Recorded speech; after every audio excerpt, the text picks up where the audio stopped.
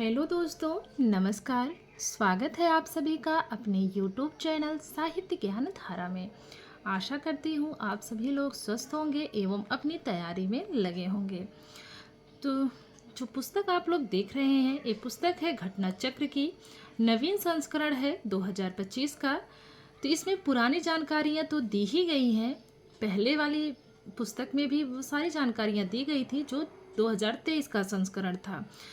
2025 में नई रचनाओं को भी शामिल कर दिया गया है और यकीन मानिए बहुत ही बेहतरीन पुस्तक है ये। जो भी TGT, PGT, UGC net, DSSB, KVS, NVS इत्यादि परीक्षाओं की तैयारी करने वाले हैं या कर रहे हैं, उनके लिए यह अत्यंत ही महत्वपूर्ण पुस्तक मानी जाती है।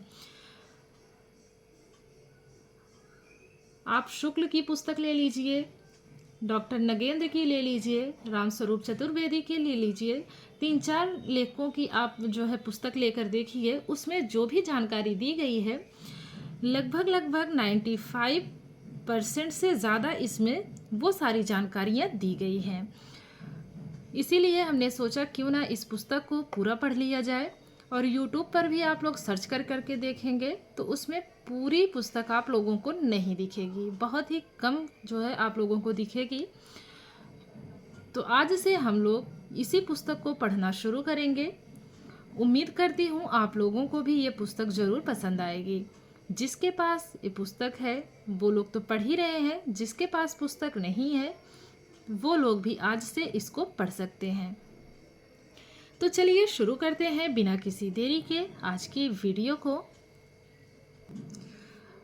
तो हम शुरुआत से पढ़ रहे हैं। तो देखेंगे यहाँ पर दिया गया है अध्याय 1, हिंदी भाषा और साहित्य का सामान्य परिचय। तो चलिए आज इसी को पढ़ना शुरू करते हैं। वर्तमान में हिंदी भाषा भारत की सामासिक संस्कृति के सभी तत्वों की अभिव्यक्ति का माध्यम बनने वाली भाषा के रूप में अन्य भाषाओं की भी शैलियों, शब्दों तथा पदों को आत्मसात करते हुए समृद्ध हो रही है।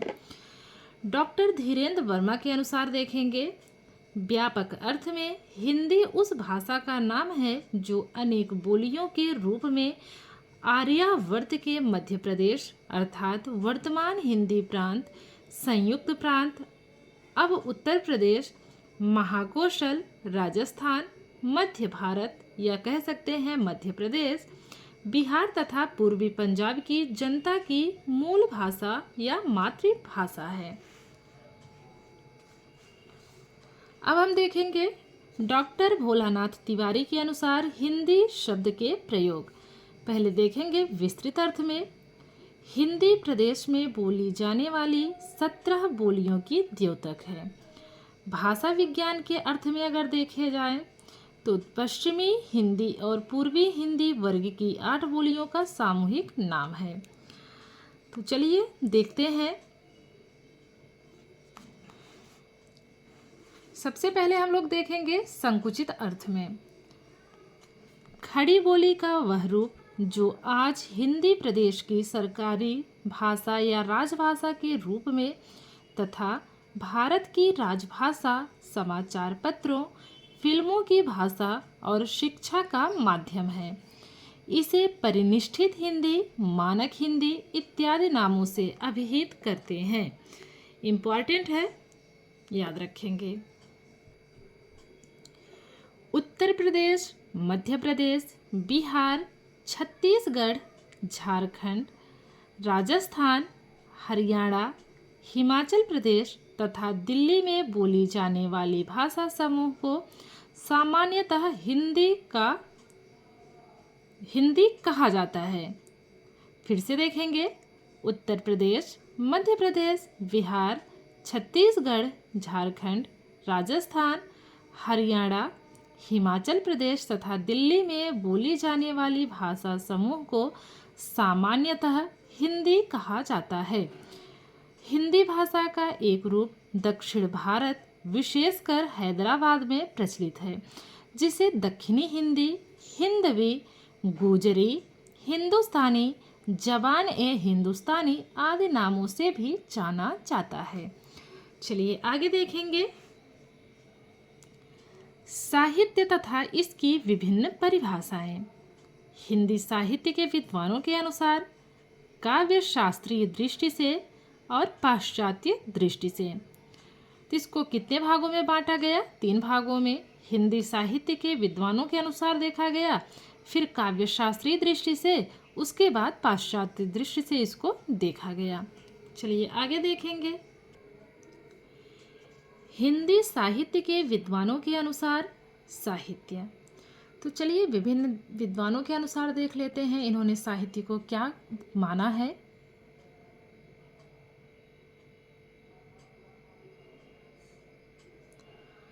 सबसे पहले है राम नरेश त्रिपाठी। राम नरेश त्रिपाठी, हृदय एक पुष्प है, भाषा उसका विकास है और भाव गंध है। पुनः देखेंगे राम नरेश त्रिपाठी ने क्या कहा है? हृदय एक पुष्प है, भाषा उसका विकास है और भाव क्या है? भाव गंध है। तो ये कथन है राम नरेश त्रिपाठी का। आगे देखेंगे आचार्य चतुरसेन शास्त्री के अनुसार जीवन और सौंदर्य की व्याख्या का नाम साहित्य है। जीवन और सौंदर्य की व्याख्या का नाम क्या है? साहित्य है। आगे है आचार्य महावीर प्रसाद द्विवेदी के अनुसार ज्ञान राशि के संचित कोश का ही नाम साहित्य है। सारे मानव समाज को सुंदर बनाने की साधना ही साहित्य है। साहित्य समाज का दर्पण है। साहित्य जीवन की वास्तविकता की उपेक्षा करके सजीवन नहीं रह सकता। इनका 5वां कथन है साहित्य अंतःकरण की वृत्तियों का चित्र काव्य है। मोस्ट इम्पॉर्टेंट है आचार्य महावीर प्रसाद द्विवेदी के अनुसार। आप लोग देख लीजिएगा इसको 2 से 3 बार, तो आपको अच्छे से याद हो जाएगा। अब देखेंगे बालकृष्ण भट्ट के अनुसार साहित्य क्या है। साहित्य जन समूह के हृदय का विकास है। अब देखेंगे डॉक्टर नगेंद्र के अनुसार साहित्य आत्मरक्षण अथवा जीवन का एक सार्थक प्रयत्न है। इनका दूसरा कथन है साहित्य आत्माभिव्यक्ति जीवन की अभिव्यक्ति है। फिर देखेंगे महात्मा गांधी के अनुसार साहित्य क्या है। तो इनके अनुसार साहित्य वह है जिसे चरस खींचता हुआ किसान भी समझ सके और पढ़ा लिखा भी समझ सके। फिर है गुलाब राय। गुलाब राय के अनुसार साहित्य का है जहाँ शब्द और अर्थ, विचार और भाव का परंपरानुकूलता के साथ सहभाव हो, वही साहित्य है। अब देखेंगे आचार्य रामचंद्र शुक्ल के अनुसार साहित्य के अंतर्गत वह सारा वाङ्मय लिया जा सकता है जिसमें अर्थबोध के अतिरिक्त भावोन्मेष अथवा चमत्कारपूर्ण अनुरंजन हो तथा जिसमें ऐसे वाङ्मय की विचारात्मक समीक्षा या व्याख्या हो। यह कथन है आचार्य रामचंद्र शुक्ल का। ये very very very most important आपका है, इसको जरूर पढ़ लेंगे। अब देखेंगे सुमित्रानंदन पंत के अनुसार साहित्य अपने व्यापक अर्थ में मानव जीवन की गंभीर व्याख्या है।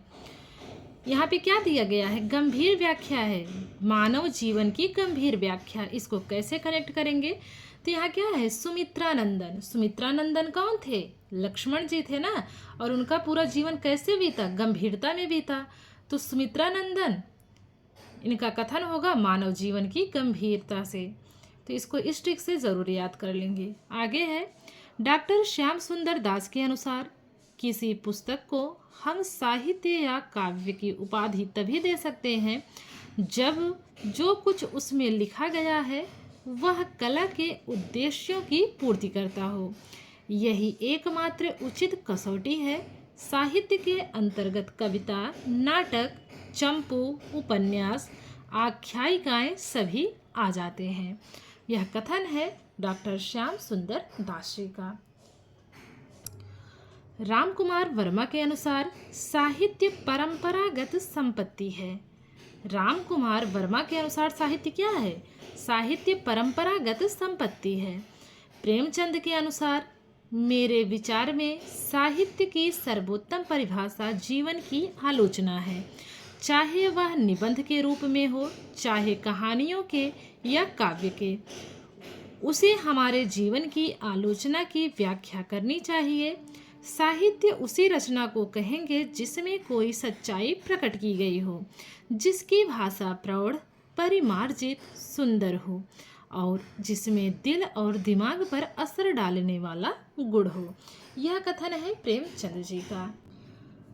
महादेवी वर्मा के अनुसार साहित्य मनुष्य की शक्ति दुर्बलता, जय पराजय, हास अश्रु और जीवन मृत्यु की कथा है। नामवर सिंह के अनुसार साहित्य मानव के संपूर्ण व्यक्तित्व की वाणी है, वह अभिव्यक्त जीवन की इकाई का प्रतिबिंब है। अज्ञेय के अनुसार देखा जाए, संप्रेषणीयता का गुण जिस कृति में हो उसे साहित्य कहा जाएगा। हजारी प्रसाद द्विवेदी के अनुसार मनुष्य ही साहित्य का लक्ष्य है। दूसरा इनका कथन है, सारे समाज को सुंदर बनाने की साधना का नाम साहित्य है। अब हम देखेंगे काव्य शास्त्रीय दृष्टि में साहित्य के बारे में। चलिए देखते हैं। कुंतक के अनुसार शब्द और अर्थ दोनों की अन्यूनातिरिक्त परस्पर स्पर्धापूर्वक मनोहारिणी श्लाघनीय स्थिति साहित्य है। पुनः देखेंगे। कुंतक के अनुसार शब्द और अर्थ दोनों की अन्यूनातिरिक्त परस्पर स्पर्धापूर्वक मनोहारिणी श्लाघनीय स्थिति क्या है? साहित्य है। दंडी के अनुसार साहित्य क्या है? इष्ट अर्थ से विभूषित शब्द समूह ही काव्य शरीर है। विश्वनाथ के अनुसार रसयुक्त वाक्य काव्य है। पंडित राज जगन्नाथ के अनुसार रमणीय अर्थ का प्रतिपादक शब्द काव्य है। अब देखेंगे मम्मट के अनुसार दोष रहित गुणयुक्त शब्दार्थ भले ही कहीं कहीं अलंकार रहित हो, वह क्या है? वह काव्य है। फिर आपका है पाश्चात्य दृष्टि में साहित्य। अब सबसे पहले देखेंगे अरस्तु के अनुसार। अरस्तु के अनुसार शब्दों के माध्यम से प्रस्तुत अनुकृत काव्य या साहित्य है। मैथ्यू अर्नाल्ड के अनुसार कविता या काव्य मूलतः जीवन की आलोचना है। कॉलरिज के अनुसार साहित्य रचना का वह विशिष्ट प्रकार है जिसका तात्कालिक लक्ष्य प्रसन्नता प्रदान करना होता है। दूसरा इनका कथन है, कविता या काव्य सर्वोत्तम शब्दों का सर्वोत्तम क्रम है। विल्सन के अनुसार देखेंगे। विल्सन के अनुसार साहित्य भावनाओं के रंग में रंजित बुद्धि का व्यापार है। शैली के अनुसार काव्य सर्वाधिक सुखी और श्रेष्ठतम हृदयों के श्रेष्ठतम क्षणों का लेखा जोखा है। बात करें सिडनी के अनुसार काव्य या साहित्य वह अनुकरणात्मक कला है जिसका लक्ष्य शिक्षा और आनंद प्रदान करना है। इनका दूसरा कथन देखा जाए तो इनका दूसरा कथन है, साहित्य का ध्येय आनंद है और शिक्षा प्रदान करना है। अब देखेंगे प्रोफेसर भाटे के अनुसार साहित्य आत्मा का संगीत है जो मानव के अंतःस्थल से निःसृत होता है और भाषा के माध्यम से अभिव्यक्त होकर जीवन के साथ सामंजस्य स्थापित करता है। साहित्य शब्द की व्युत्पत्ति एवं अर्थ के विषय में हिंदी साहित्य कोश भाग 1 में कहा गया है, साहित्य सहित प्लस यत प्रत्यय है। इसमें साहित्य का अर्थ है शब्द और अर्थ का सहभाव अर्थात साथ होना।